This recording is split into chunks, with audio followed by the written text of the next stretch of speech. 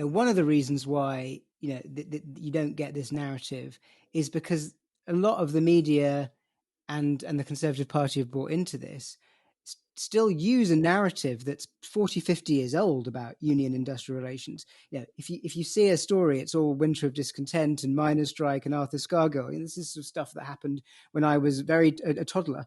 It's not relevant to today. And what you've seen since then, obviously, is that the nature of the labour market industries in the UK has changed massively.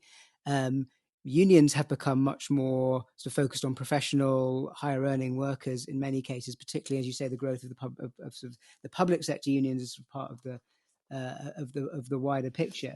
And a lot of businesses have changed their kind of mindset as well. And sort of, you can see that in their attitude to labour at the moment, where they're actually pretty warm towards Labour. Labour's Business Day, I think, at conference sold out in about 10 minutes this year. So it feels like there's actually a very different kind of union movement, a very different kind of employer, and yet we're still when we're having headlines about it, it's still pictures of Arthur Scargill. And I don't know what we need to do to shift that picture.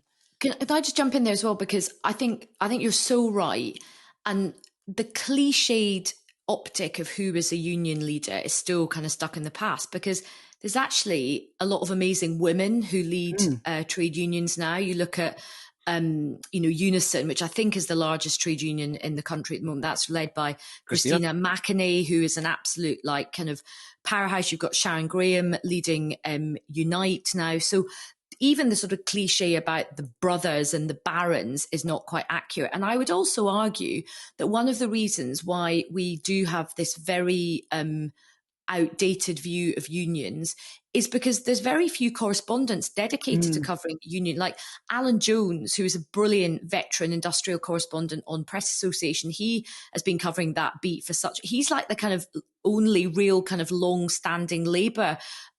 Even though we're in an era, we've got so many strikes at the moment. It does feel like, Mike, that there does need to be a sort of, a modernisation from, a sort of, maybe it's a PR job. I mean, what do you think? How do you think a sort of incoming Labour government could help with that? Do you think they'll want to help with that?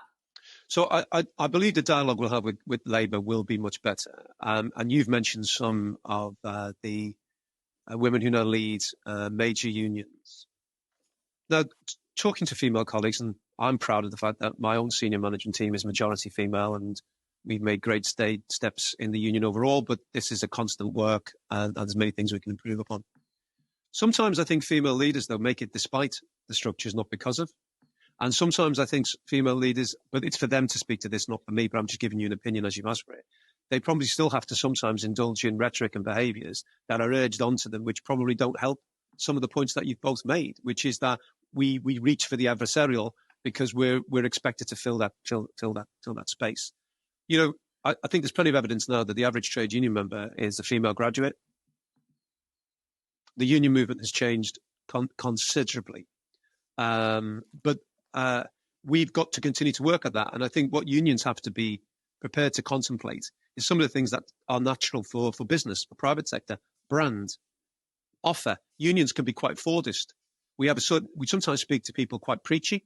We do it this way because we know what's best. Now, with unions, because we're democratic, you have to have means of convening people with a degree of structure and forming opinion that is sufficiently representative of a cohort of people. But we can be a bit Fordist. We do it in this colour and this way because we know best, right? And in my own union, we try to move away from quite a bit of that. It's a challenge. I can't say we get it right on all occasions, but we're trying to be more responsive. We do talk about it internally, which going to sound heretical. Customer service, member service, making sure that we respond to members as individuals, as well as giving them a collective sense of their own sort of power and worth in the labour market. So I do think there's an issue constantly about union brand, where I think Labour will help, but this is where unions have to step up to the mark. First of all, the New Deal gives new opportunities and new doors to be open to organising, but it's up to unions to have an offering that's attractive, flexible enough and of interest to different generations and different groups in the economy. But Labour's going to open that door, up to unions to go through it. Labour's also going to want to talk to unions industrially. There's quite a lot of conversation about industrial strategy, which is welcome. Civic society will be part of that with business. So unions have got to be there. Unions have got to be equipped economically. Unions have got to be numerate. Unions have got to have good business cases. I think if unions can do all of that, Labour will convene more with unions. And therefore, you'll see more of where unions are solving problems, which is what we do. Solving problems day to day and occasionally having a dispute. And sometimes the public will be with us. The public will be with us in some of the public sector disputes.